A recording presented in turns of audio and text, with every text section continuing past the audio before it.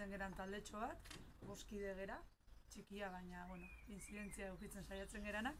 13 urte damazkigu lanen, eta, bueno, gaur egun, bastante bitzen gara transfeminismoan inguruan, baina, bueno, beti ere argi eukiz, gu feminismo radikaletik gatozela, oso lesbianismo asko aldarrikatu izan dugu, eta nahiz eta, bueno, Donosti inguruan lan egiten dugu, asko saiatzen gara saretzen, hainbat zapalkuntzen inguruan, beste kolektiboekin eta bai beste realitate askoekin, bueno, hor saretzen, ez?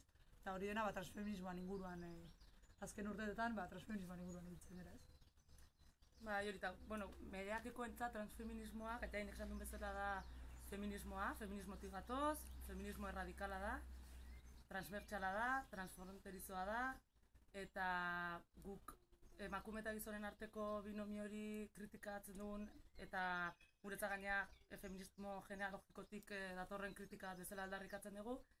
Hor bertaz guk beste hainbat identitate ere bai aldarrikatzen ditugu feminista eta transfeminista bezala, ez? Gu izendatzen gara boiera bezala, emakume bezala, eta ulertzen dugu beste identitate, bazterretako identitateekin saretzea eta horiekin aliantza sortzea ere bai transfeminismoarentzat oso garrantzitsua dela, ez? Orduan batzen geha bai eta saretzen geha elbarritzat izendatzen dian horiekin, lesbianismotik, feminismotik, gutekin, beltzekin, hori, ulertzen dugu azkenean emakume sujetu unibertsal horretik ateata, dela guretzat garrantzitsua hori anitzagoa egitea, zabalagoa egitea, eta hori, ez, gure baitan ere feminismotik beste zapalkuntza batzuk ez eragitea edo. Herramienta bat azkenean, bueno, bazterretan gelditzen dian identitate guzti horiek ikusarazteko, eta borrokatzeko, eta batzeko, ez? Azkenean ez diluitzeko, ez sujetoa diluitzeko, baizik eta